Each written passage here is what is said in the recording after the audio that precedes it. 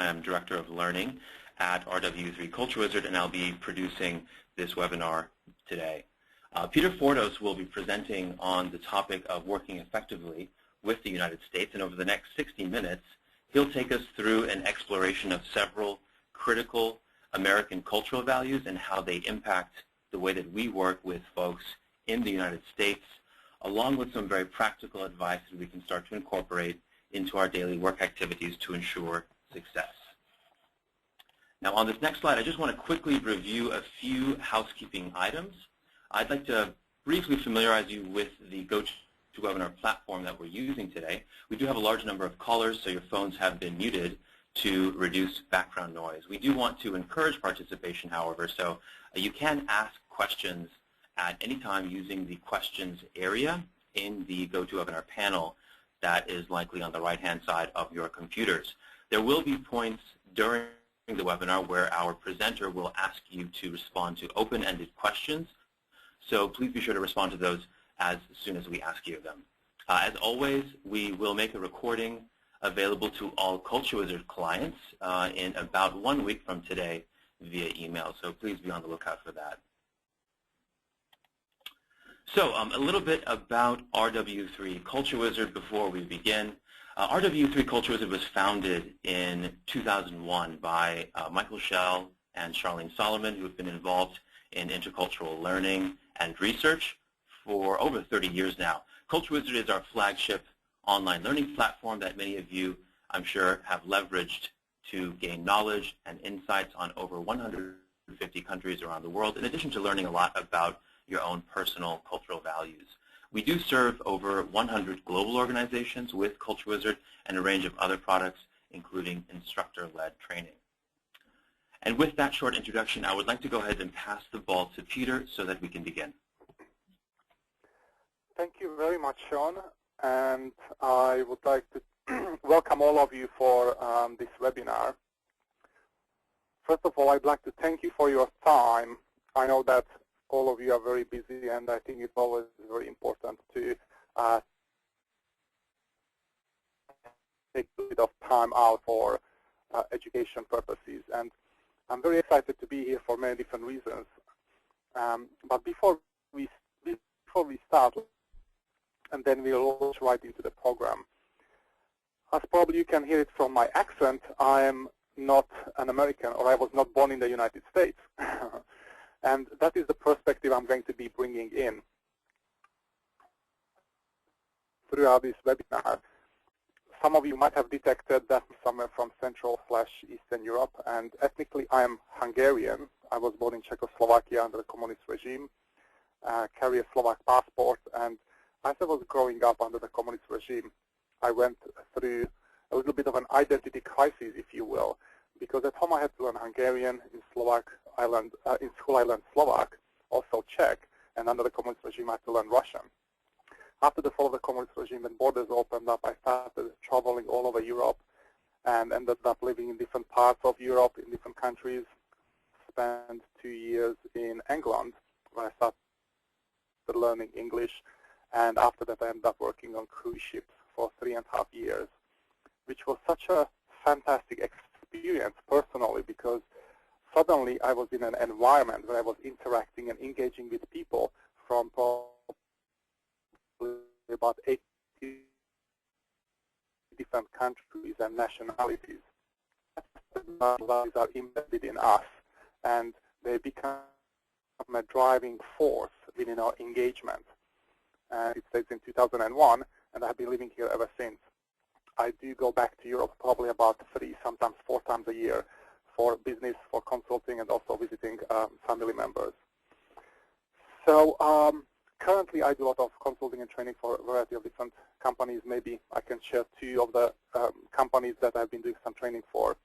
Big Fortune 500 company that has tremendous amount of global business, and they bring together usually about 25 global high potential leaders from 10 different countries, and I usually work with these clients to facilitate that process. How do you work? How do you engage? How do you develop products? How do you work in an environment where there are 10 different cultures in the room working simultaneously?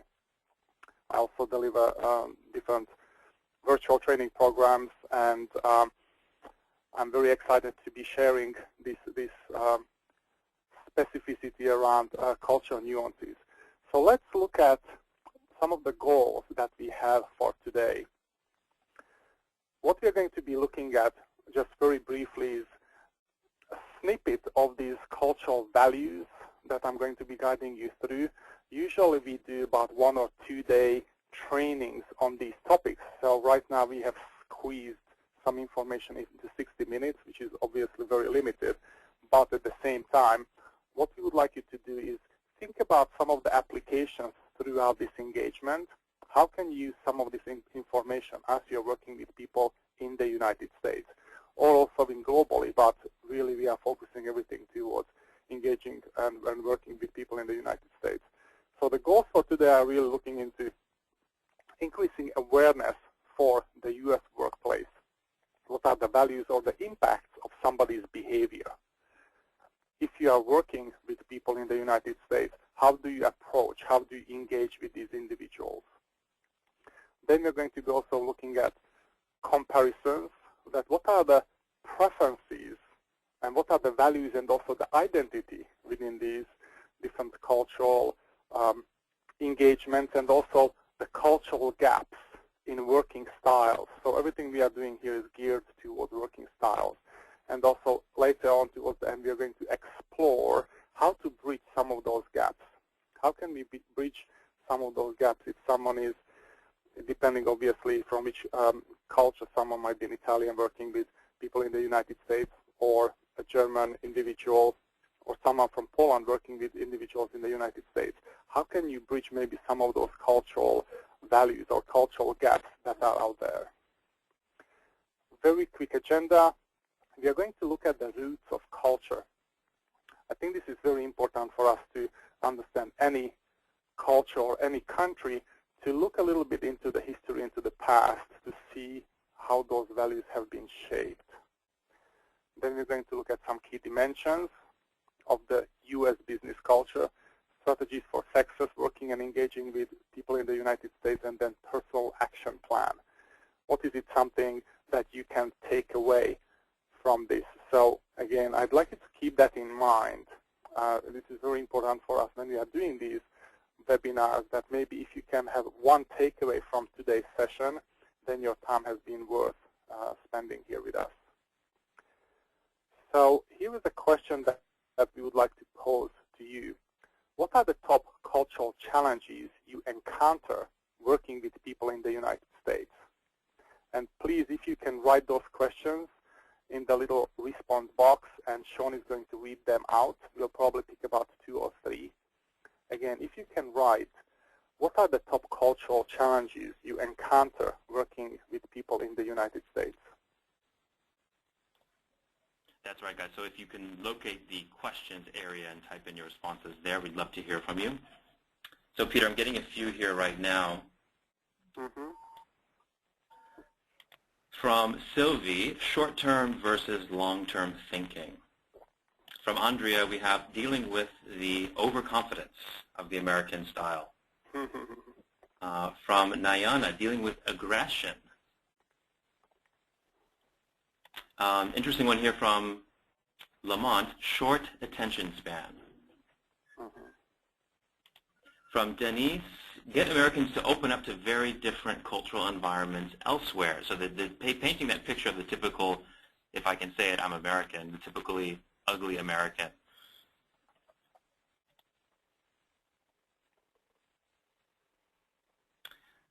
From Olena, I have demand for brevity and clarity in requests.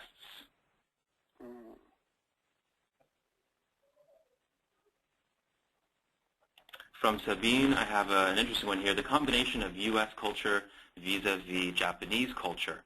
2 very, very different workplace cultures. These are all great. I'll share one more for you here.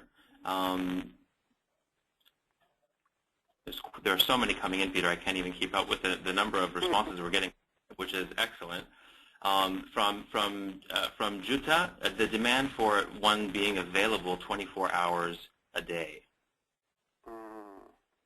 And the same sentiment here from Core, a long working day is almost required in the American context. All right, that sounds great. Thank you so much, everyone, for sharing your challenges. Peter, I'll let you go ahead and continue. Excellent. Thank you again for your contribution. These are all such an important topics, all of you that have been describing, and these are real challenges. And I can fully resonate with you, because when I came to the United States, I have been facing many of the same challenges that you are sharing with us right now. So let's look at some of the challenges that we looked at also from the perspective of working environment. And by the way, all that you have written in the chat box, we might not be able to address every single one of them. We just really wanted to get a sense that where you were coming from. So how to collaborate? How do we collaborate with individuals in the United States? And some of these questions you mentioned are very much correlating to this. There is a demand that needs to be available 24 hours a day in some ways, or the shortened attention span. And how do you work with that? You know, someone mentioned also aggression, which could come across as aggression. We are not going to go into that right now, but another would be how to raise issues and questions, breaking into conversations. When people in the United States tend to have a different conversation style, and we're going to touch upon that very briefly. How to express ideas very well and also persuade people, maybe do brainstorming, especially over teleconferences, could be also challenging. For me, when I came to the United States, brainstorming was something that was very specific. I had challenges around that because I wasn't used to that where I grew up. We didn't really do that much of a brainstorming back then. How to finish tasks on time, obviously, and how to agree, or how do you say no politely in a culture that has a different communication style. So again, thank you so much for sharing all those.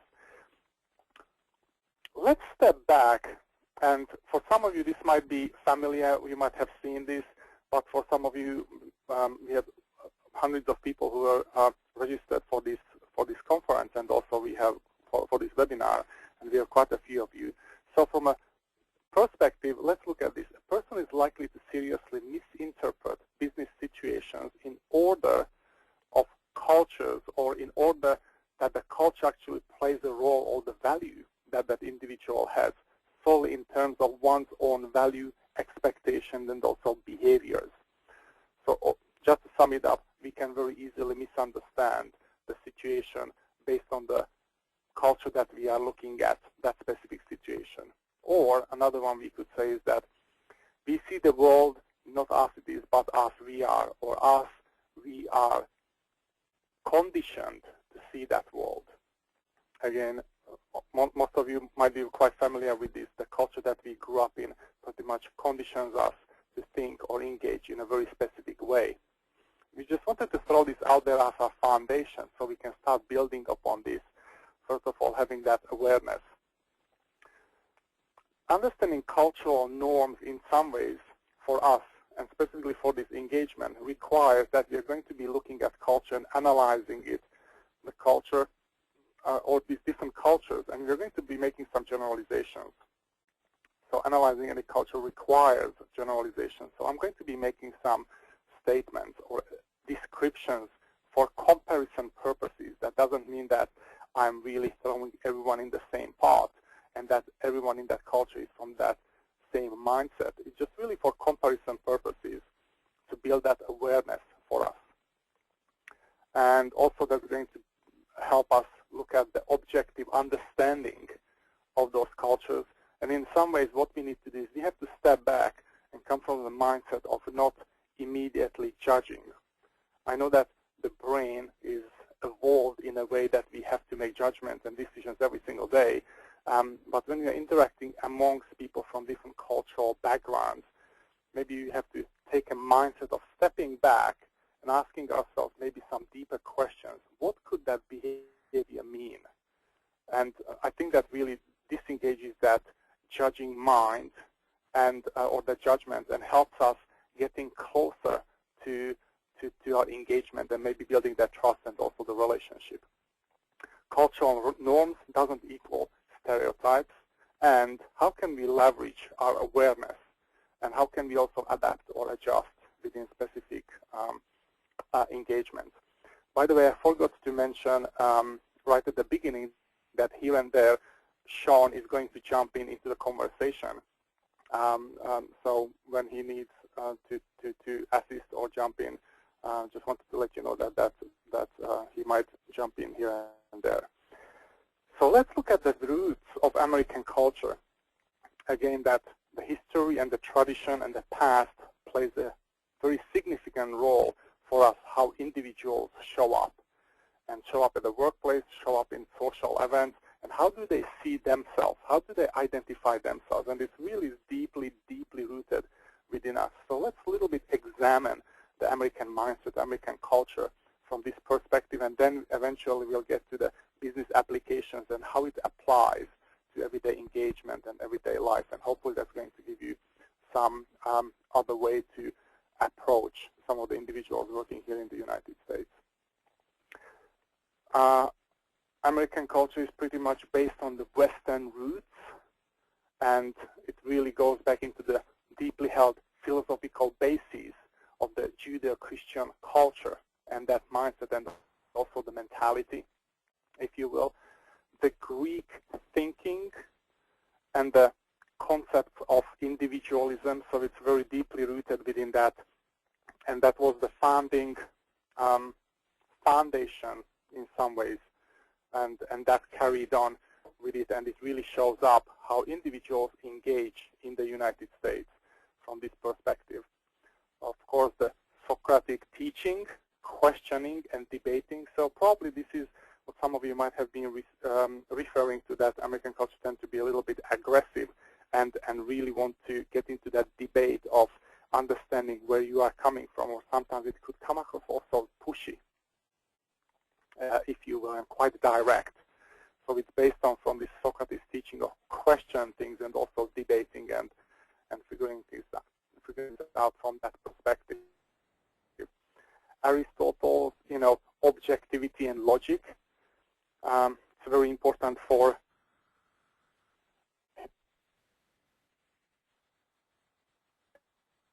at least from here in the United States, and obviously in different parts of the world too, putting the puzzles together in the shortest amount of time and figuring out how they can fit together and making sense of it in a very short and a brief engagement, if you will.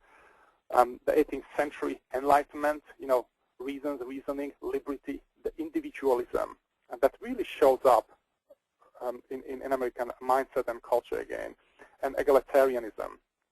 So all these are such deeply rooted values that carry on even today. So that takes us in some ways to the style of thinking in the Western world compared to maybe the Eastern world. And we are looking at these two different dimensions or opposites in some ways to help us understand this and maybe bring a little bit of more clarity in this engagement. So let's look at it from the Western perspective, the very linear way of engagement, linear way of thinking, tries to categorize things. So the Western mindset, again, is really focused on categorizing things, looking at it from sequencing, from a linear perspective, and then to the very specific, objectives, events, looking at it from that angle, and preoccupied with determining the cause and an effect. So again, it's very linear. What is the challenge? What is the problem? What are some of the obstacles in the way? What can we do about it now to get the end result, to get to the end goal? So it's looking at that cause and effect mindset. If we were to take the opposite, looking at it from the Eastern perspective, some people might say, and by the way, this source is from Richard Niptol's book, and from the Geography of Thought. And from that perspective, if you're looking at it from the Eastern perspective, the mindset or style of thinking and reasoning is a little bit looked upon from the complex perspective. It looks for the relationships amongst things, amongst individuals, amongst the structure, looking at more what is the commonality in some ways, attendance to the context and also of the objectives and also the events. And it's being looked upon from the holistic perspective. And this could be a challenge if someone is coming from more of an Eastern perspective and engaging with individuals or people here in the United States from a Western perspective, because if you look at it, one is looking at more of the sequencing of events, cause and effect. The other one is looking at it more from the holistic perspective. So it could be confusing in a way. Individualism, this is also deeply, deeply rooted in an American culture. And there are so many role models even that are continuously showing up in different shapes or form. But let's go back to, the Wild West, if you think about that. The progress, starting over, starting from nothing, really determining your own goals and really following those and fighting against the obstacles of the Wild West is so deeply rooted even today that it's shaped the American mindset and culture. And it really shows up in working engagement and also working relationships. The ethics, hardworking, very, very hardworking. Somebody mentioned right at the beginning the demand to be available 24 hours a day. Time not spent doing something is a waste of time. Yes, that here in the United States, many cultures around the world tend to work extremely hard, but a lot of cultures, when they are looking at the United States, they say that Americans tend to be very much workaholics, that they don't have that life balance perspective, if you will, that everything is really focused from the perspective of work, work, work. And there are continuous challenges. When I work with American companies and clients, they're continuously raising a challenge that how can we engage and work with people in Europe when they take 1 or 2 months off and they are on vacation? So this is a continuous challenge in a way. I think that both of the cultures getting to understand the complexity and they're trying to arrange things, how they can collaborate more. But for us to understand American culture, we really have to look at it that where they are coming from in a way and then see how can we approach them. So the hard work, time not spent doing something is a waste of time. So very much a doing society compared to a being society. And the perspective that hard work actually builds character within the United States. So when I'm engaging with people, and also I'm sure that when a lot of people are engaging in the United States with other individuals, they describe themselves, what are they doing, what are their interests, what is it something that defines them. And success ethics, overcoming obstacles for achievement, and the self-made man, and that's so deeply rooted in with the individual spirit of America. Now, I'd like to make a clarification around this, that even though we are talking about American culture in general, what we need to keep in mind is, obviously, I'm sure that a lot of you are working with people in the United States, maybe on the East Coast, some of you on the West Coast, some of you maybe somewhere in the middle of the U.S. And I want to bring that to your attention, and I'm sure that you are aware of it, but just for clarification purposes. Even in the United States, that the individualism is very strong and preferred, there are different variations of it, if you think about that, because the East Coast culture tends to be, there are some differences between the West Coast culture. So, and if you think about it, that United States is so huge. I mean, when I fly over the U.S., it's continuous 5-6 hour flights. There is just so much territory in here that obviously the flyover states that we call them, so those are the states that are between the East Coast and the West Coast, that tend to be much more farming communities, or down in the South, they tend to have individualism embedded within them, but they also tend to be a little bit more group-oriented. So we have to keep that in mind, that there are different variations of even subcultures in the United States. However, I believe that most of your engagement is with individuals in businesses and business engagements, which again tends to be more the individualistic perspective. So let's look at some of the key dimensions of business culture. How do cultures cultural values manifest themselves in the workplace. Some of the core American values would be, optimistic empowerment, the egalitarian mindset, value the self-expression, sharing of ideas. So it's really throwing things out there, the brainstorming. Sometimes it could come across that it's being in your face, or it's too optimistic compared to some cultures tend to be a little bit pessimistic cultures, or other cultures describe themselves more as realists. So on that scale, American culture tends to be a little bit more optimistic culture. Task-focused, getting this done. Transactional relationship. The transactional relationship is really focused on the to-do things. Time and schedule focused, brevity, logic, directness, and of course the individualistic culture, taking initiative, standing out, being in charge of your own destiny. I think that's so deeply deeply rooted there. All right, so let's look at this cultural calculator. I think some of you might have taken this just for clarification purposes. This is, oops, let me go back, excuse me.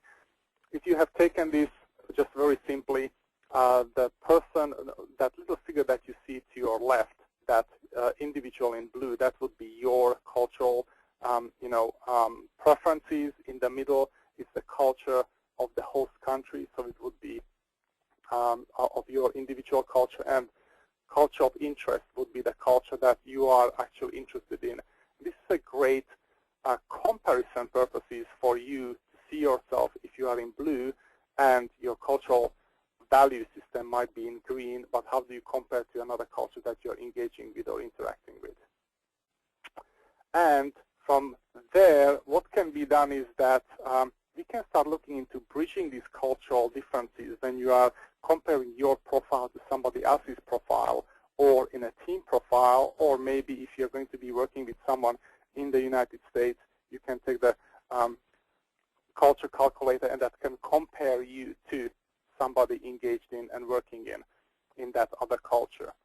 So if you click, if you see that little yellow arrow that shows you that you can look at the analysis, which takes you to another page, and you can really look into how to bridge some of these cultural gaps.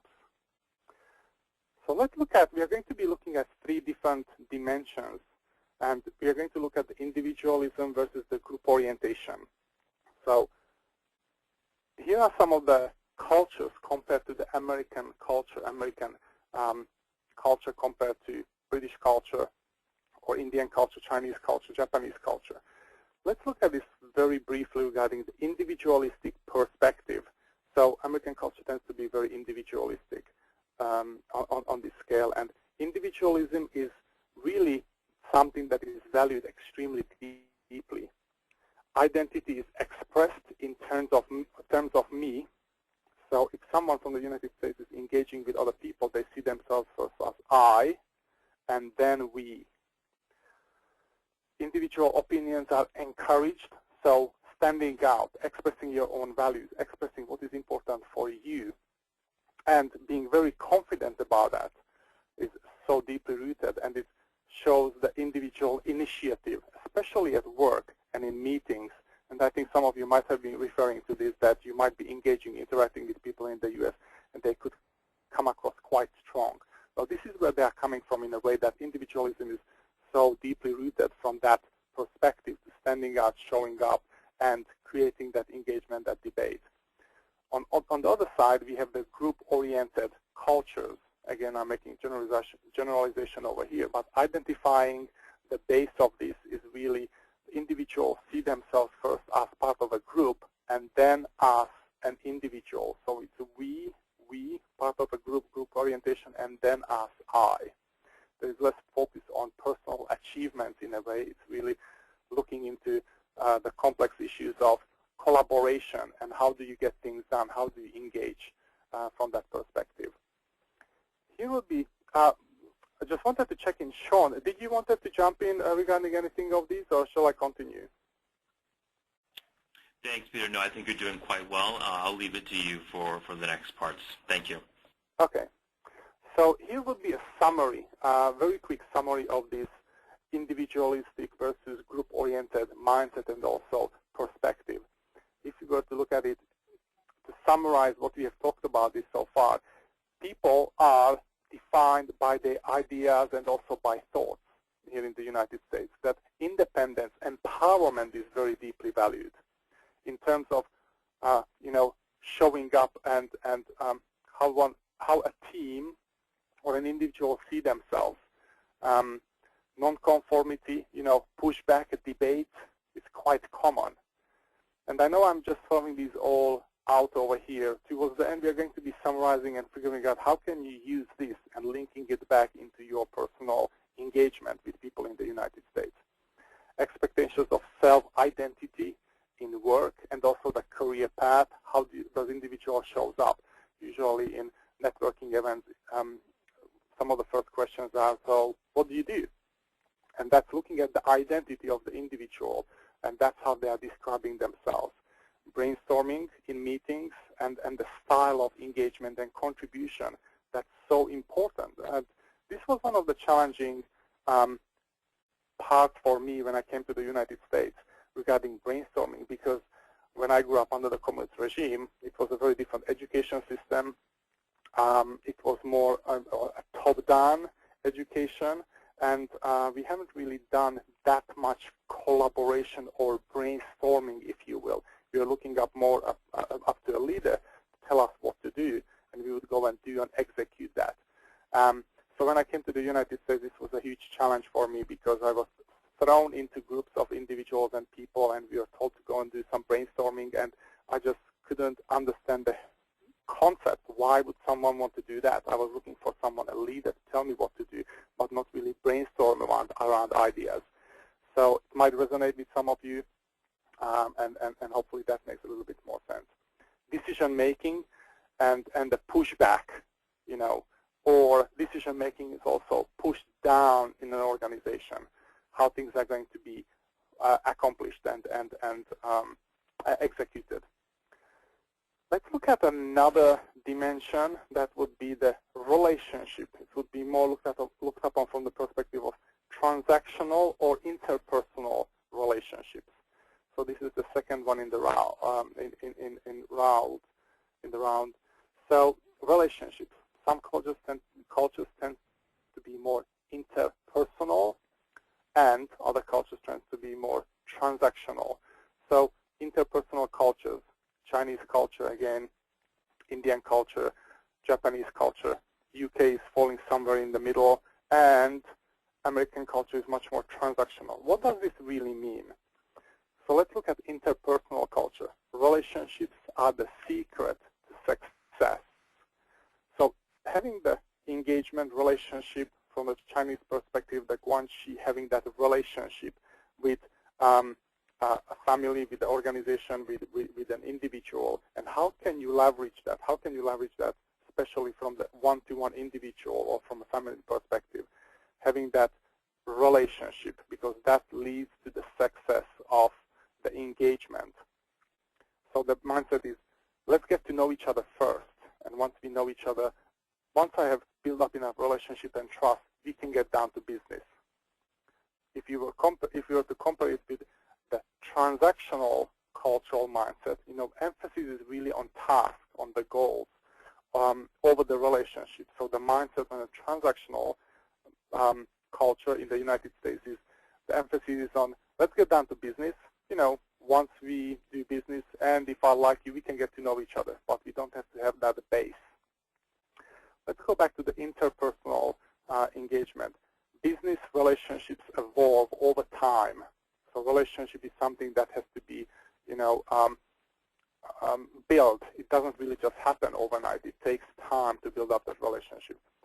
Relationship transcends time and distance. So once we have a strong core for that relationship, it's much easier to engage and do business. What matters is knowing each other. I want to know who you are, what your personality is in some ways, maybe a little bit of a family background. And obviously in interpersonal engagements, face-to-face meetings are preferred. On the other side, transactional, let's look at it from the American perspective. Emphasis is on the task, getting things done, quick engagement in business. Relationships can be very very transient. So let's do business. We've done business. We don't really have to engage any longer, and that's completely comfortable for individuals. What matters is the individual skill set and the ability, and what is it that we have achieved, the shared achievement. So American culture is very much focused on achievement, what can we accomplish at the shortest amount of time, if you will. And the face-to-face is not necessary, it's completely okay for us to engage in virtual space / over the phone, and face-to-face is not necessary as much as it would be in some of the interpersonal cultures. So let's step back and summarize this, and how can we again engage and work with people in the United States. If someone is working with the United States, maybe trying to get down to business right away. I know it might be uncomfortable from your perspective because you feel that there is a void, that relationship is not built up there. But the quick engagement, I would say that maybe just trust the process that relationship could evolve over time. So a quick getting down to business engagement, no need to develop that relationship at first. It's going to happen in some ways. Make measurable progress, need for movement that can be measured in some ways. So again, it's looking at that accomplishment. What is the progress? What's happening? Move quickly. Time is money. Don't waste my time. Every minute is accounted for. And plans can be adjusted along the way. And I think this might be also challenging for quite a few people working with people in the United States, because in the US we set these goals and we'll just jump into it and we'll start figuring out on the way how to get there. Compared to other cultures, they really need to do a lot of research, analysis, risk benefits, and have to have more data to really make a decision. So this could be a gap that is created because of how the cultures have evolved and the mindset.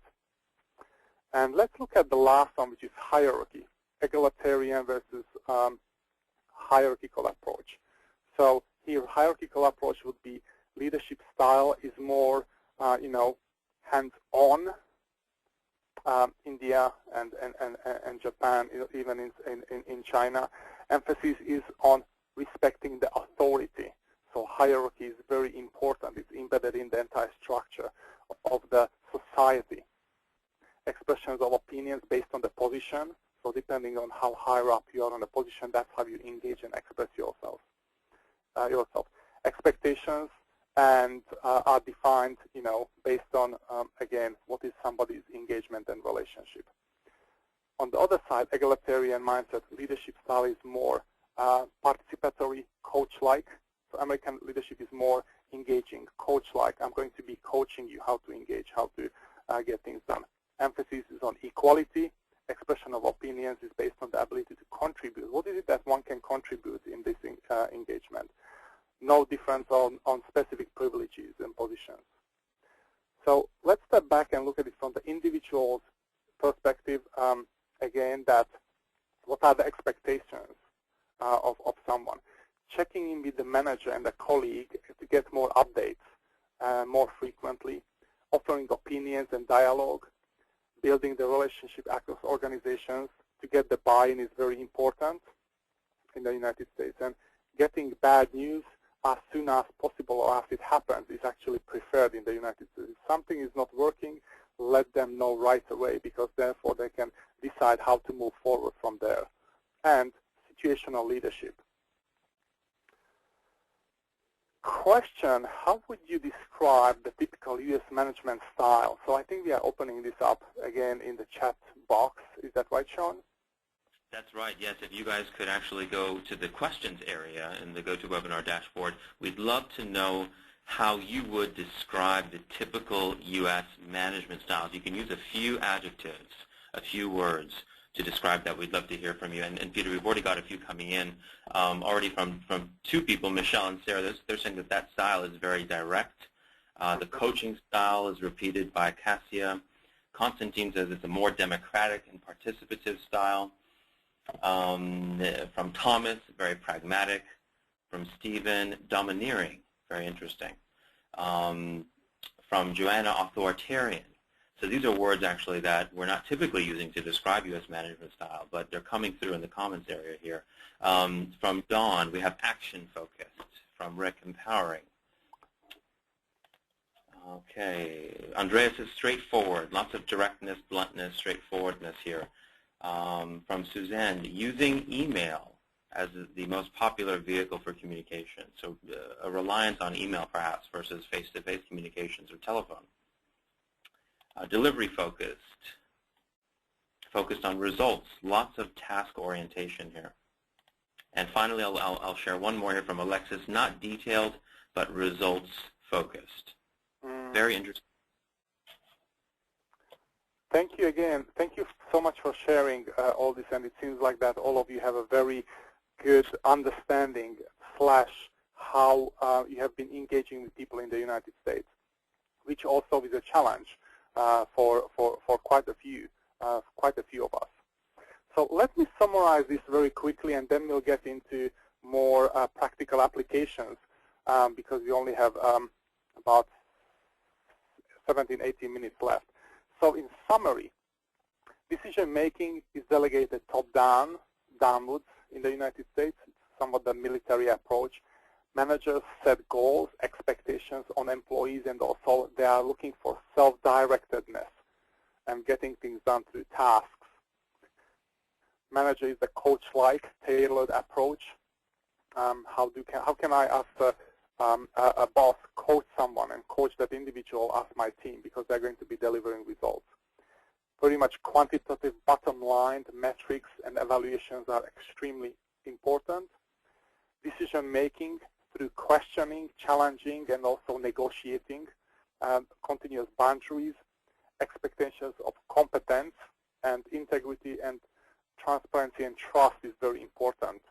So deeply rooted, and it goes back to the engagement education system as well. And micromanagement can be, interpreted as lack of trust. So in the United States, someone would look at micromanagement as, oh, you don't really trust me. So if you think about these and take these and either look at it from your own perspective, how do you engage with people in the United States, or would your engagement fit these styles? And if not, maybe you can cater that. But let's look at it a little bit from the strategic perspective, that what are the strategies for success working in the United States? First of all, small talk. Small talk is very important. It really builds the common ground and very simple questions. How long have you been working with the company? What are your interests in some ways? And we'll get to that in a second. But it's really just focused on, it's a very quick engagement, not too much in depth. And this can be a little bit uncomfortable for some of those cultures who are really looking for a deeper engagement. So we would encourage you, and also I would encourage you to build that relationship, to have a little bit of a small talk and have the confidence to jump into business a little bit faster than you would in your own natural style, if you will. Trading questions, responding with the similar questions that you have been asked. Open-ended questions, how was your weekend? And something maybe around some of the hobbies or weather or some culture, and sports are very important too. And use of first name very, very frequently. That's very important. What are the acceptable topics? Career background, travel, hobbies, weather, current news, popular, culture or sport. Sport is very huge. Or less acceptable, personal questions about too much about family, marriage, children, political or religious questions, or talking about money. And questions regarding age, weight, health, and those are very inappropriate, if you will. Saying no, expectations of getting a little bit more clarity and directness, and also answering some of the these. Maybe an example would be, how can you say no to somebody? Maybe in a way to say, we just can't do that because and give an explanation. And that would really bring things more home. I would like to do it, but I can't because X, Y, and Z. I really can't accomplish that because of the restraints or the policy or whatever that might be. Specific reasons are very important to let them know why can't you do it. And it's really just giving them the feedback that this can be done so they can start thinking about it, maybe a different approach, what could be done, or at least they know about it. I'm sorry, I would like to help, but I can't because. So this would be just some guidelines for us to throw out there. The reason we are doing this because some of our the clients that are more from an indirect engagement cultures, they specifically asked for something more tangible. So we thought that we'll include this in this webinar also. Decision making, leaders determine, leaders delegate and get subordinates involved in decision-making process. So often it's being passed on and thrown at the individuals of the teams. Leaders delegate, authority, so they give a lot of authority and also responsibility. And if you're engaging with people in the United States, how can you come from that perspective? Don't really micromanage, but give them a little bit of moral leeway. Team takes responsibility and runs with things, and decision-making is a little bit quicker. How to stand out? How can someone stand out if you are, again, working or engaging with people in the United States? How can you stand out? Obviously, expectations, ongoing casual interactions with managers, keeping updates, keep updates on accomplishments. What have you done? What has been accomplished? And where things are at. That gives them more clarity again. Ask for visible projects. I would welcome the opportunity to do X, Y, and Z. So really standing out and voicing it. I would like to work on this new project because I think this would be fantastic or great for the organization, and I would be very interested in that. Reaching out across the organizations. So again, seeing each other more on an equal level. Sharing knowledge and is very important with colleagues. Regarding meetings, clarity setting goals and objectives upfront, so everyone knows where they are at, maybe having an agenda. Expectations on equal participation and discussion by all attendees is preferred. Relies on open-ended discussion, for flexibility and innovation. So it's very important, what is the purpose of our meeting? What are the things that we need to do, either collaborate on or discuss or do brainstorming about what would be the solution and what have we agreed upon and what is the action plan. Communication, expectations to really communicate directly and getting down to business. So this might be a little bit of a stretch, but it's something that we have to keep in mind. Directness and less subtle, way to engage regarding communication, and more focus on the background, more focus on context and on the core message rather than the background. So really more focus on what is it that you need to accomplish and the bigger core message and not on the background.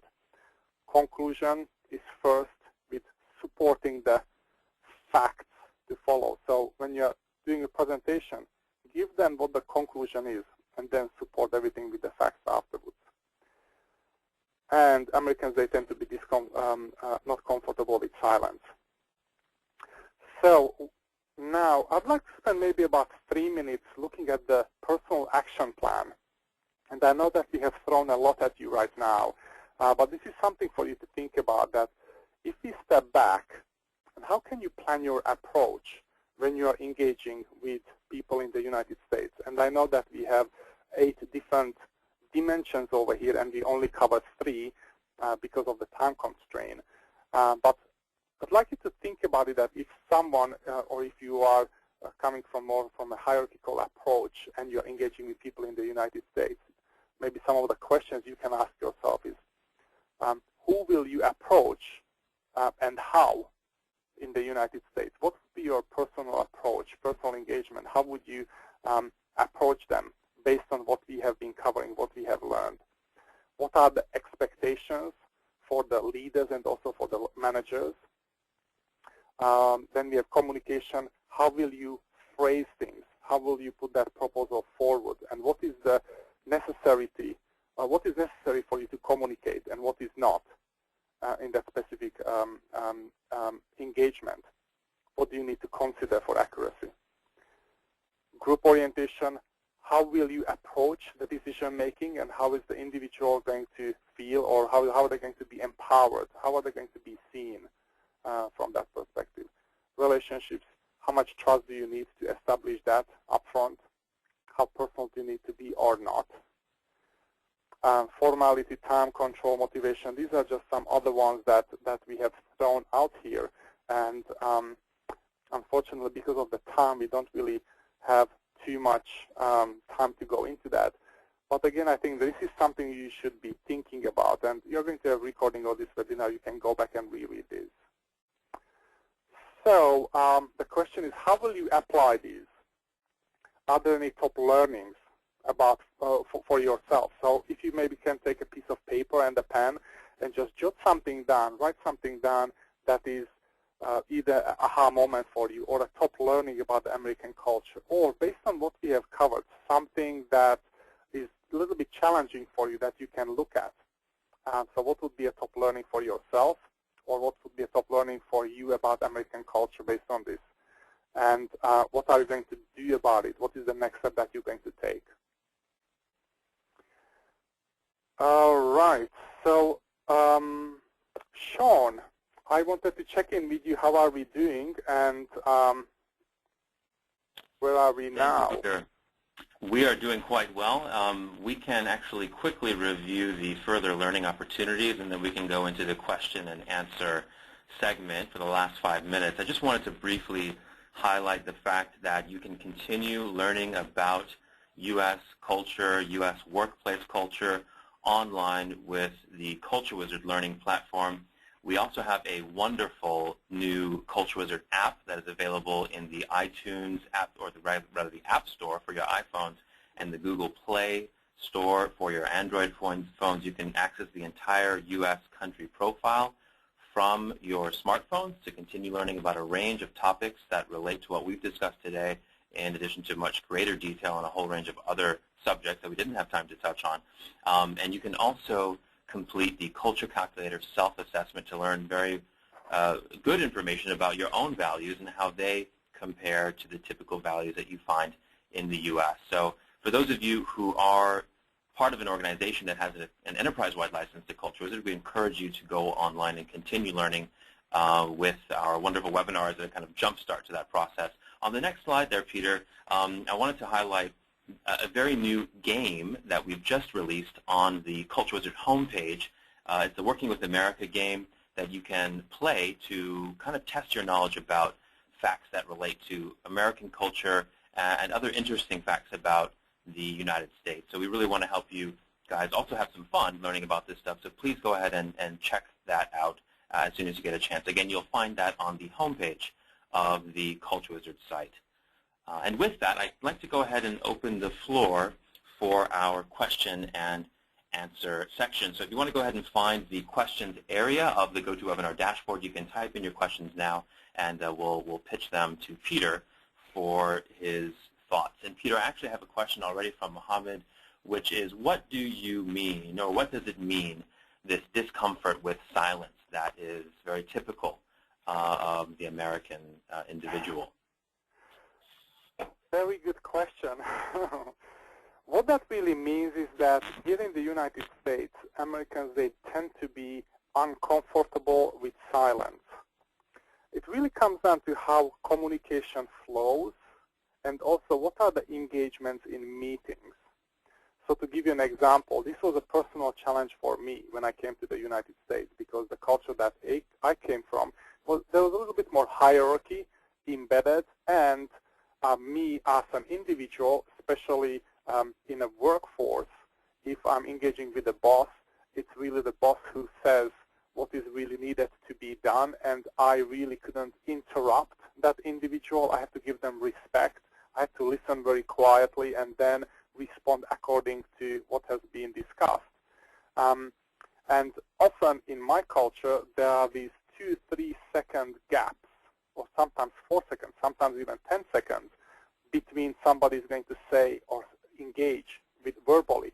In the United States, when someone is in a meeting environment, there is always somebody speaking. At least that's how it comes across.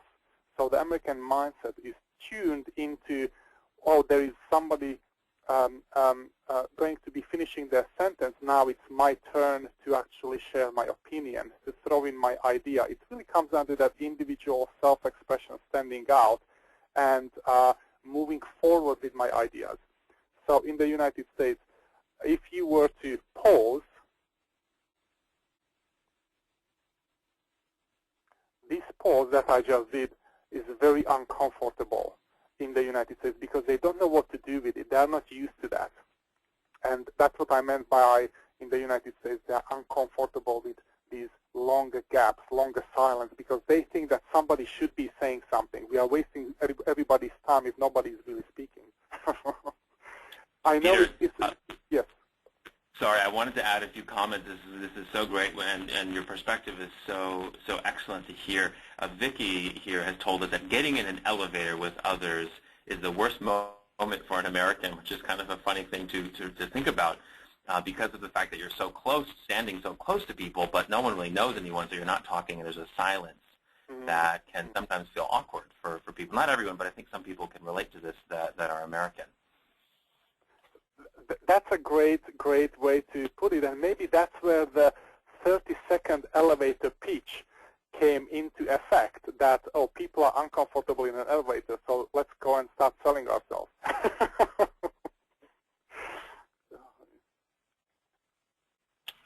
Wonderful. So why don't we go ahead and move on to another question here. Peter, this is from Stephen. Which country do you think is close to the U.S. in terms of the business culture, and which one would you say is one of the farthest away culturally from the typical norms that we see in the U.S.? Wow. Well, if we were to look at it from the cultural perspective, I mean, there are some cultures that are closer, as you said, some cultures are further away, but it really depends what do we really mean by that, because there are so many levels and layers of it. You know, it could be perception of time, communication style, engagement, you know, building the relationship hierarchy. So many different things are embedded in that. But if you look at it geographically, or United States, a lot of people, or U.S. has been in some ways originated from the Europeans who left the old world and came to discover the new world. So the European cultures, more on the Nordic cultures, have much more similarity with the United States. Cultures that are more direct, getting things done, value time in a way. So I don't want to be generalizing too much, but there are similarities between British and American culture, British and Norwegian culture, British and, American and Norwegian culture, American and Danish culture, American and, you know, German cultures. There are more similarities in some ways, but there are also a lot of differences. Please do keep in mind there are so many differences even between U.S. and British culture. My wife is British, so I continuously see some of the challenges, but also opportunities. So these would be some similarities, some cultures that are further away. If we think about it, you know, we really started engaging and interacting more in depth from person to person in the past 20 years. So the world was somewhat more isolated. You know, Middle Eastern cultures tend to be further away. Asian cultures tend to be further away. Even some of the Latin American cultures tend to be further away from the American culture. And I'm making a generalization over here, and I hope that somewhat gives you a little bit of an idea. Thank you, Peter. We are at the top of the next hour, so I do want to keep going with at least one or two more questions because we're getting so many great questions. But I do want to thank those who did join us. For those who do need to leave to their next meeting, I'm sure. I just want to thank you. But I do want to ask you one more question here, Peter, which is a really interesting one from Alexis. She says that continuous enthusiasm and optimism can end up sounding fake to European ears. Is this attitude genuine, or is there some role-playing involved or some other value behind this kind of behavior? This was from Alexis, is that right? That's right. Okay, Alexis, I completely understand what you mean, because when I came to the United States, this was another challenge I was facing. That it took me a long time to wrap my head around it, about this continuous enthusiasm and optimism, because where I came from, specifically from Slovakia, Czechoslovakia, we tend to be more pessimists, or that culture has evolved under the communist regime to be more pessimistic. Some cultures in the US, they consider themselves more realists.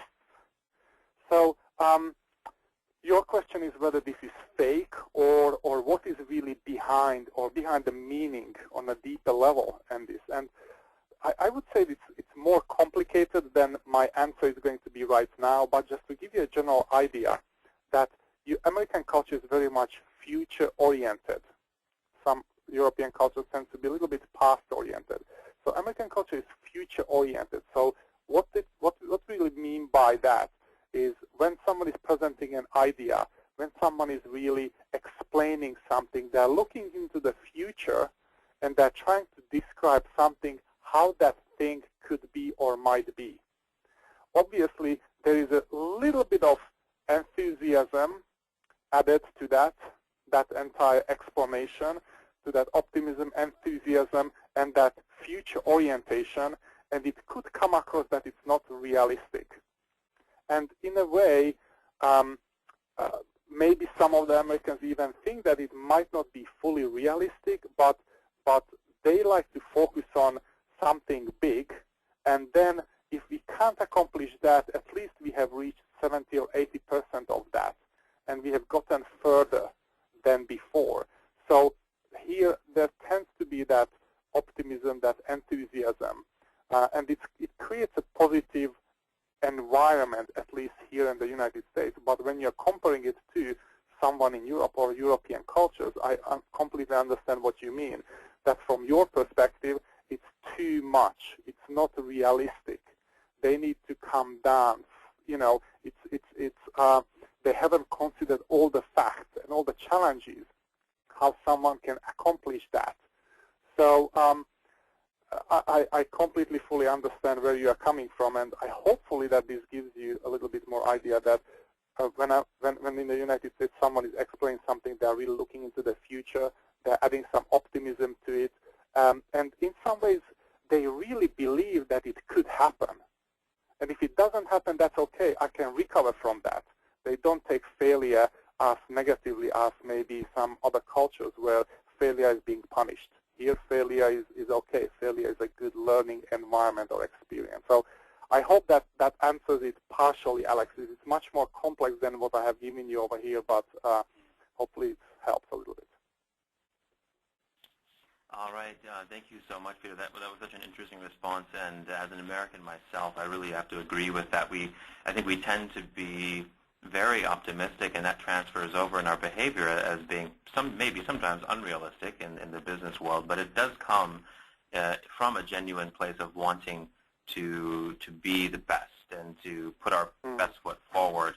And I do see that some of my European friends struggling with that, sometimes even extending invitations to lunch that don't actually mean that I want to go to lunch with you today or tomorrow, but it's more of a polite way of saying that, we have a nice relationship going. Perhaps in the future we can, if we have time, we can go and get lunch together.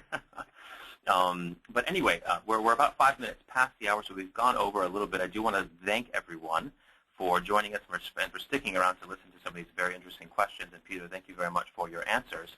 On this last slide here, I just want to mention that if you have any further questions or comments, please feel free to email me at sean.deburk@rw-3.com. We will be sending a recording via email to those of you who registered to join us today.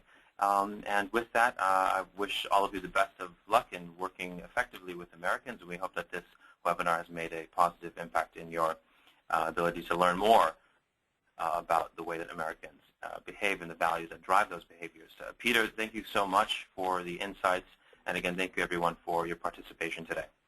Yes, thank you.